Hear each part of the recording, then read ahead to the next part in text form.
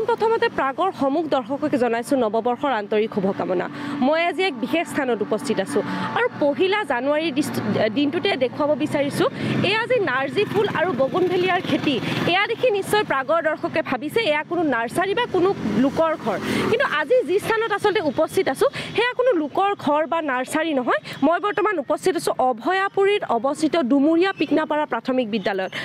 সাধাৰণতে দেখা পোৱা যায় যে চৰকাৰী যিসমূহ বিদ্যালয় আছে সেই বিদ্যালয়সমূহৰ জৰাজীৰ্ণ অৱস্থা বা আন্তঃগাঁথনিৰ অভাৱ, কিন্তু মই যিখন বিদ্যালয়ত আচলতে উপস্থিত আছোঁ সেই বিদ্যালয়খন সুপৰিকল্পিতভাৱে সুস্বাস্থ্যসন্মতভাৱে আচলতে তৈয়াৰ কৰি তোলা হৈছে। এই ক্ষেত্ৰত কিন্তু নাম উল্লেখ কৰিব লাগিব ডুমুৰীয়া পিকনাপাৰা প্ৰাথমিক বিদ্যালয়ৰ যিগৰাকী প্ৰধান শিক্ষক আছে চিৰখাত হুছেইন, তেখেতৰ নাম উল্লেখ কৰিব লাগিব।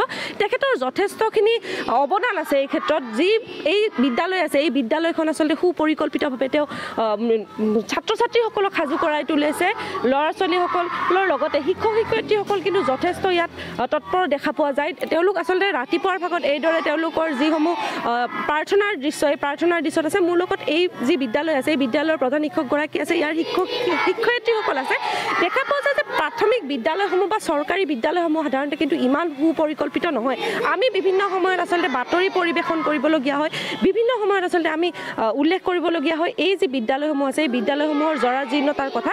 কিন্তু এই যি ডুমুৰীয়া পিকনাপাৰা প্ৰাথমিক বিদ্যালয় চৰকাৰী বিদ্যালয়খন আছে এই বিদ্যালয়খনত আচলতে দেখা পোৱা গৈছে এইদৰে ধুনীয়াকৈ শাৰী পাতি সুপৰিকল্পিতভাৱে এইদৰে ছাত্ৰ ছাত্ৰীসকলে তেওঁলোকৰ যি ৰাতিপুৱাৰ প্ৰাত যি প্ৰাৰ্থনা আছে সেই প্ৰাৰ্থনাত আচলতে তেওঁলোকে নিজকে মনোনিয়োগ কৰিছে। মই কথা পাতিবলৈ যত্ন কৰিম চিৰখাত হুছেইন ডাঙৰীয়াৰ লগত। তেখেত যিহেতু আমাৰ লগত আছে, তেখেতৰ কেনেধৰণে আচলতে তেখেতৰ মনলৈ আহিল এখন ব্যক্তিগত খণ্ডৰ বিদ্যালয়তকৈ কিন্তু কোনো গুণে কম নহয়। আচলতে ক'ব লাগিব বহু ব্যক্তিগত বিদ্যালয়তো কিন্তু এনেধৰণৰ সুব্যৱস্থা নাই। তেনে ক্ষেত্ৰত কি ধৰণে আচলতে তেখেতৰ মনলৈ আহিল চৰকাৰী বিদ্যালয় এখনক এনেধৰণে সজাই পৰাই তোলাৰ কথা। ছাৰ, মই আপোনাৰ লগত কথা পাতিব বিচাৰিম। ডুমুৰীয়া পিকনাপাৰা প্ৰাথমিক বিদ্যালয় ব্যক্তিগত খণ্ডৰ বিদ্যালয়তকৈ কিন্তু কোনো গুণে কম নহয়। ইয়াৰ যি সুপৰিকল্পিত ব্যৱস্থা আছে আপোনাৰ মনলৈ কেনেধৰণে আহিল এই পৰিকল্পনা? 2018 চনৰ 20 মাৰ্চ তাৰিখে মই বিদ্যালয়খন আহি চাইছোঁ যে সম্পূৰ্ণ মাইনৰিটি ডমিনেটেড এটা এৰিয়া। ল'ৰা ছোৱালীবিলাকে যি ধৰণে পঢ়া শুনা কৰিছে সেইটো আচলতে ঠিক পন্থা নহয়। জাষ্ট ইয়াৰ পূৰ্বৰ যিসকল মানুহ আছিলে তেওঁলোকৰ যি কৰ্মস্পৃহা মই বিশেষ এটা ভাল দেখা নাছিলোঁ। যি ধৰণে পঢ়াব লাগিব তেওঁলোকে সেই ধৰণে পঢ়োৱা নাছিলে। জাষ্ট দৰমহাৰ কাৰণে কিছুমান চাকৰিভোগী মানুহ আছিল। পিছত আমি যিসকল ষ্টাফ পাইছোঁ সকলোৱে আলোচনা কৰিলোঁ যে কেনেকৈ বিদ্যালয়খন ভাল কৰিব পৰা যায়। তাৰপিছত লাহে লাহে ইয়াৰ ইনফ্ৰাষ্ট্ৰাকচাৰ ডেভেলপমেণ্ট আপোনালোকে চাইছে। বিদ্যালয়খনৰ চৌদিশে আমি ৱাল দিছোঁ, আমাক পঞ্চায়তে ডেভেলপমেণ্ট কৰিছে বা বাকী যিসকল আমাৰ ষ্টেক হোল্ডাৰ আছে সকলোৱে সহযোগ কৰিছে। এতিয়া বিদ্যালয়খনত আমি 98 জনৰ পৰা 210 গৰাকী ষ্টুডেণ্ট লৈ আমি এনৰলমেণ্ট বৃদ্ধি কৰিবলৈ সক্ষম হৈছোঁ।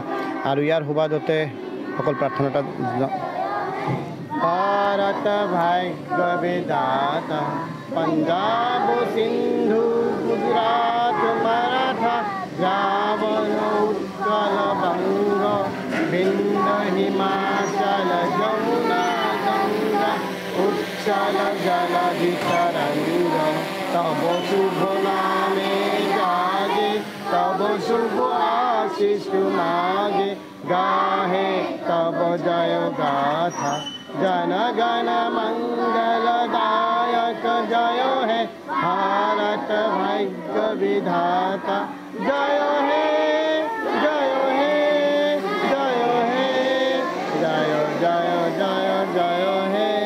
হয়, ব্যক্তিগত খণ্ডৰ বিদ্যালয়সমূহৰ ছাত্ৰ ছাত্ৰীসকল যিদৰে আছে পৰিকল্পিতভাৱে তেওঁলোকে অসম সংগীত গাবলৈ জানে, যিদৰে ৰাষ্ট্ৰীয় সংগীত গাবলৈ জানে, এইসকল ছাত্ৰ ছাত্ৰী কিন্তু কোনো কোণে আচলতে কম নহয়। ছাৰ, মই পুনৰ আপোনাৰ ওচৰলৈ আহিব খুজিছোঁ।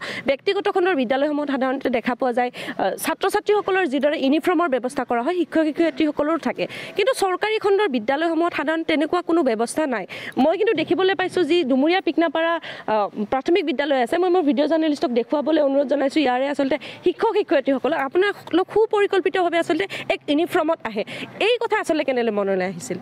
আচলতে পুলিচ ডক্টৰ তেওঁলোকে এটা নিৰ্দিষ্ট পুলিচবিলাকে ইউনিফৰ্মত থাকে, নেভিত হওক আৰ্মিত হওক, তেওঁলোকে ইউনিফৰ্মটো পিন্ধিলে এটা এনাৰ্জি পায় বুলি মই ভাবোঁ।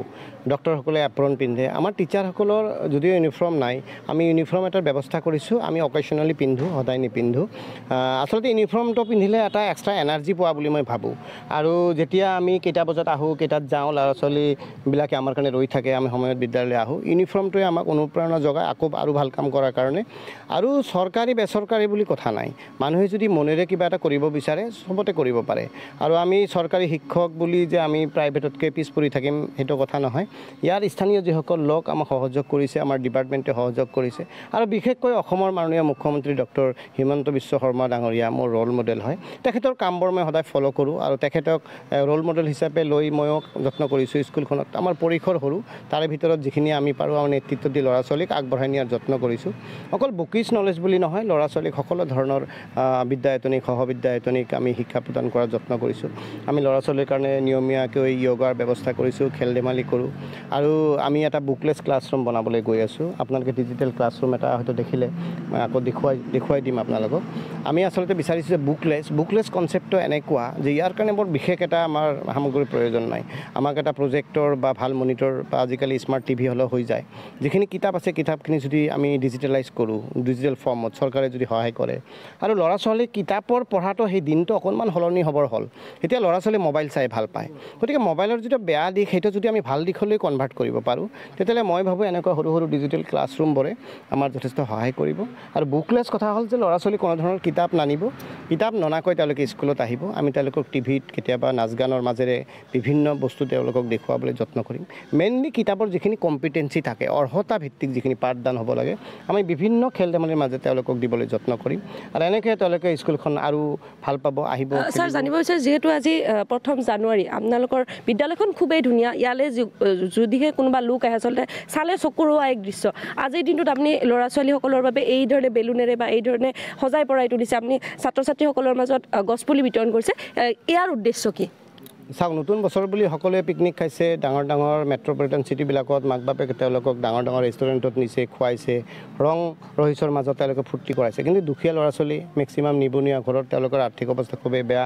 আমি তেওঁলোকে এটা পৰিৱেশ দিছোঁ যে নতুন বছৰত তেওঁলোকে এনজয় কৰিছে। আচলতে তেওঁলোকে বিদ্যালয়খনকে এটা ঘৰ বুলি ভাবক। আৰু টিভিত দেখি থকা বিভিন্ন ধৰণৰ বিদ্যালয়ৰ লগত আমিও ফেৰ মাৰিছোঁ। ল'ৰা ছোৱালী যাতে অনুপ্ৰাণিত হয়। আমাৰ বিদ্যালয়ত আপোনালোকে আচৰিত হ'ব যে বিদ্যালয়খনত ৰাতিপুৱা 8:45 পৰা আমি আহিব লাগে, কিন্তু ল'ৰা ছোৱালী 8টাতে আহি ৰৈ থাকে। আৰু এতিয়াও চাওক, এতিয়া যথেষ্ট সময় হ'ল, এতিয়াও ল'ৰা ছোৱালী কিন্তু যাবলৈ মন নাই। ৰাতিপুৱা প্ৰেয়াৰ হোৱাৰ পিছত আমি এইখিনি ছুটিৰ সময়ত প্ৰেয়াৰ কৰোঁ আৰু সদায় ৰাষ্ট্ৰীয় সংগীত আৰু জাতীয় সংগীত গোৱাবলৈ যত্ন কৰোঁ। আৰু এনেকৈ আমি আগবাঢ়িছোঁ যে নতুন বছৰ বুলি কথা নহয়, নতুন বছৰত আমি অলপ সজাইছোঁ ঠিকেই, কিন্তু প্ৰতিটো দিনেই ল'ৰা ছোৱালীক এটা নতুনত্ব দিবলৈ আমি যত্ন কৰি আছোঁ। ধন্যবাদ ছাৰ। আপোনাৰ যি পৰিকল্পনা আছে সেই পৰিকল্পনা আচলতে আগলৈ এইদৰে আগবঢ়াই থাকক, আমি সেয়া যত্ন কৰিম। মই মোৰ ভিডিঅ' জাৰ্নেলিষ্টক দেখুৱাব বিচাৰিছোঁ আচলতে ডুমুৰীয়া পিকনাপাৰা প্ৰাথমিক বিদ্যালয়ৰ এয়া যি সুপৰিকল্পিত আৰু সুস্বাস্থ্যসন্মত এয়া বিশুদ্ধ খোৱা পানী আৰু হাত ধোৱাৰ স্থান ইয়াত নিৰ্মাণ কৰা হৈছে। এই যি সময়ত আচলতে হাত ধোৱাৰ যি নিয়ম আছে সেই নিয়মসমূহ আচলতে যথেষ্ট গুৰুত্বপূৰ্ণ।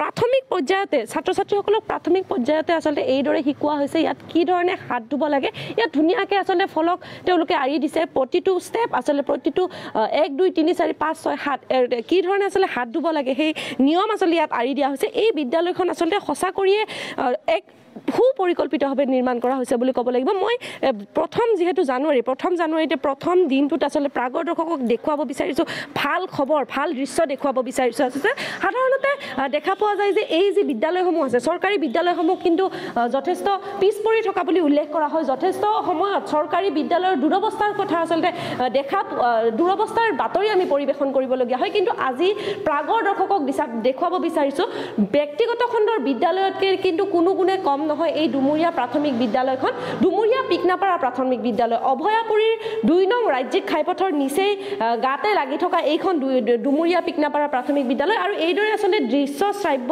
শ্ৰেণীকোঠা তেওঁলোকে চৰকাৰী বিদ্যালয়ত আচলতে এয়া যথেষ্ট প্ৰশংসনীয় কথা, এয়া যথেষ্ট লেখত ল'বলগীয়া কথা, কিয়নো ব্যক্তিগত খণ্ডৰ বিদ্যালয়সমূহত দেখা পোৱা যায় এই দৃশ্য কিন্তু বিৰল বুলি ক'ব লাগিব, কিয়নো চৰকাৰী বিদ্যালয়ত এইদৰে আচলতে কোনো ধৰণৰ ব্যৱস্থা নাই। যিসমূহ জহি খহি যোৱা বাতৰি আমি পৰিৱেশন কৰিবলগীয়া হয়, শিক্ষক শিক্ষয়িত্ৰীৰ অনিয়মৰ বাতৰি আমি পৰিৱেশন কৰিবলগীয়া, সেই সময়ত পহিলা যি জানুৱাৰীৰ দিনটোতে আমি দেখুৱাব বিচাৰিছোঁ এনেকুৱা এখন চৰকাৰী বিদ্যালয়, যিখন চৰকাৰী বিদ্যালয় আচলতে সুপৰিকল্পিতভাৱে নিৰ্মাণ কৰা হৈছে। ইয়াৰ যি শ্ৰেণীকোঠা আছে সেই শ্ৰেণীকোঠা আচলতে যথেষ্ট উন্নত মানৰ, যথেষ্ট যি ছাত্ৰ ছাত্ৰীয়ে যি সময়ত আচলতে দৃশ্য শ্ৰাব্যৰ মাধ্যমেৰে বুকলেছ তেওঁলোকে ব্যৱস্থা গঢ়ি তুলিব বিচাৰিছে। তেওঁলোকে ইয়াত ধুনীয়াকৈ ধুনীয়াকৈ প্ৰতিটো স্তৰ আচলতে নিৰ্মাণ কৰিছে। ছাত্ৰ ছাত্ৰীসকলৰ যি উন্নয়ন আছে, যি শৈক্ষিক যি উন্নয়নৰ লগতে বৌদ্ধিক উন্নয়নৰ কথা তেওঁলোকে বিশ্বাস কৰিছে, আৰু সেই বৌদ্ধিক উন্নয়ন আৰু শৈক্ষিক উন্নয়নৰ বাবে তেওঁলোকে আচলতে এইদৰে নিৰ্মাণ কৰি উলিয়াইছে